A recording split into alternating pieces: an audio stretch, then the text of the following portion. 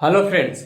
तो अगर आप लोग ये चिंता में हैं कि कॉपी यानी कि जो भी बोर्ड एग्जाम के परीक्षा देने वाले हैं, अगर वो लोग सोच रहे हैं कि हम एग्जाम में अपना कॉपी कैसे लिखें, तो आप लोग सही वीडियो को चूज कर लिए हो और आप सही वीडियो को देख रहे हो। इसमें बताने वाले हैं कि कॉपी कैसे लिखें जिससे हमारा प्रॉपर नंबर मिल सके, यानी कि जितना हम आंसर लिखे कम से कम उतना हमें नंबर मिल सके। बहुत लोग क्या होते हैं कि लिख के आते हैं भर भर कॉपी, लेकिन जब मार्क्स आता है तो पता चलता है कि उस पे नहीं मिला है तो इस पे नहीं मिला है, हम अपने में डिस्कस करने लगते हैं। तो उससे अच्छा है कि कैसे लिखे ताकि हमें पूरा पूरा नंबर मिल सके। तो आइए जानते हैं इस वीडियो में।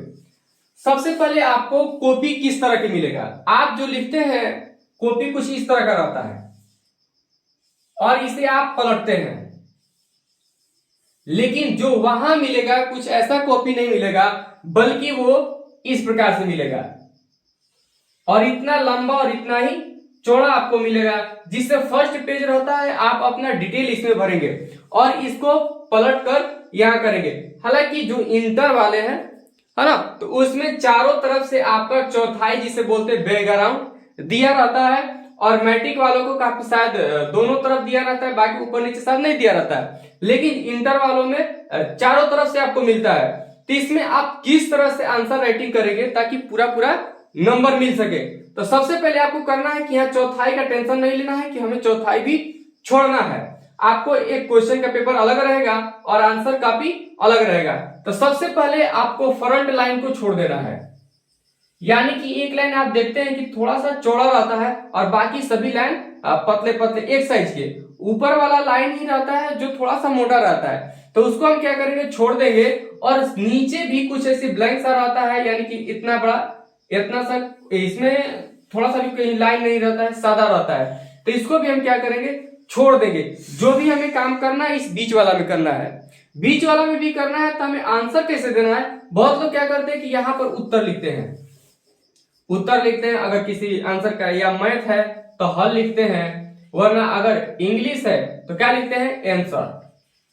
तो हमें कुछ ऐसे नहीं लिखना है, इससे क्या होता है कि भद्दा सा लगता है और हम क्या करते हैं कि यहाँ आंसर एक या कुछ ऐसे या ऐसे वैसे लिखते हैं। तो ऐसे वैसे नहीं लिखना है हमें, बल्कि हम सीधा सीधा बीच में चले जाएंगे।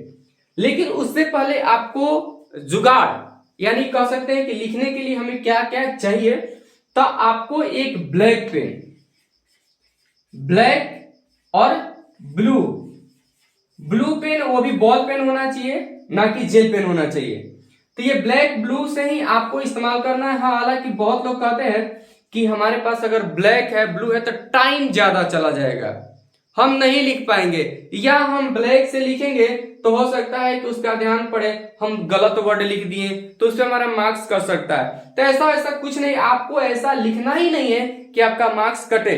केवल ब्लैक पेन से वही इस्तेमाल करना है जो एकदम फ्रेश और जो कि आपको जो क्वेश्चन मिलता है उसमें दिखाई दे रहा है। एक्स्ट्रा चीज आपको कुछ भी नहीं लिखना है।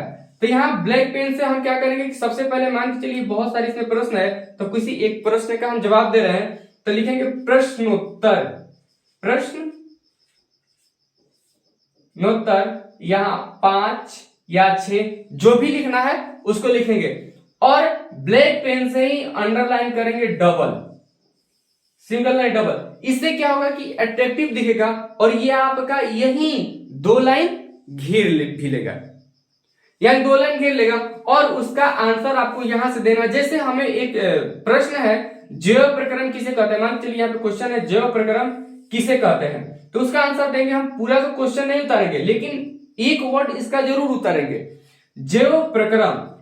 क्या उतारेंगे, जैव प्रक्रम।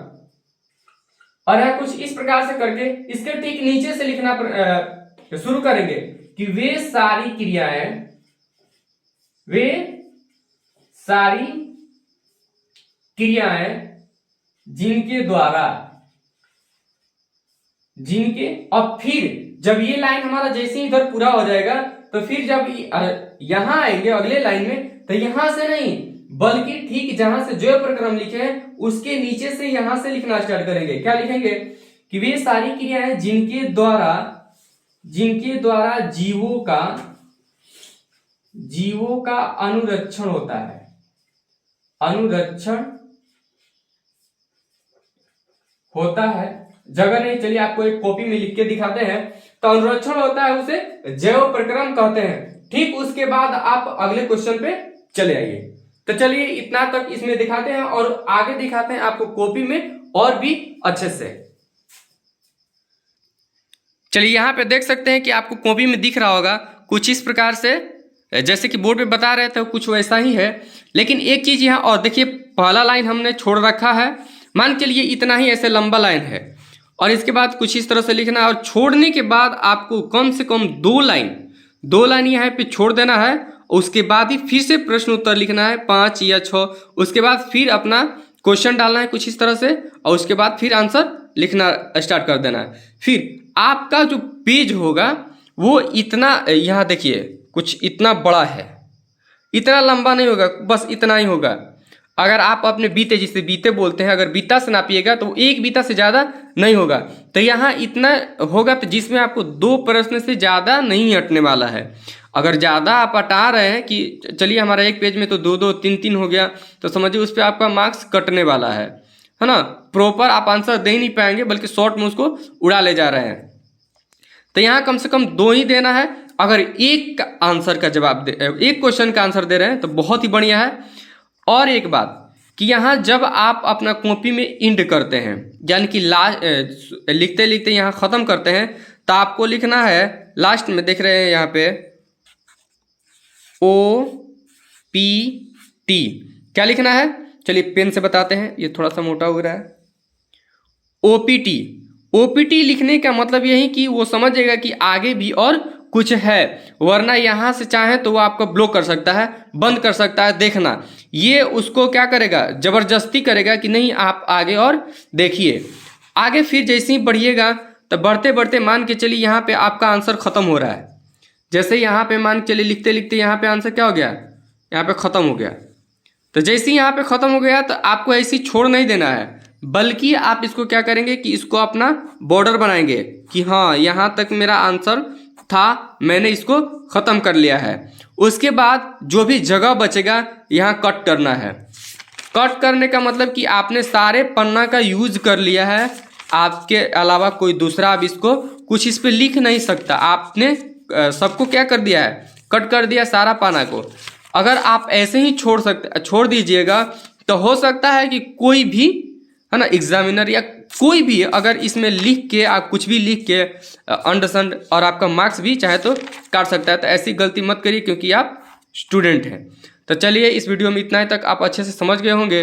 और अगर कुछ जानकारी लेना हो और इसमें कुछ कमी आपको दिख रहा हो कि और ये मान के चलिए हमको नहीं मिला, तो आप कमेंट करिए, ज़रूर आपको दिया जाएगा।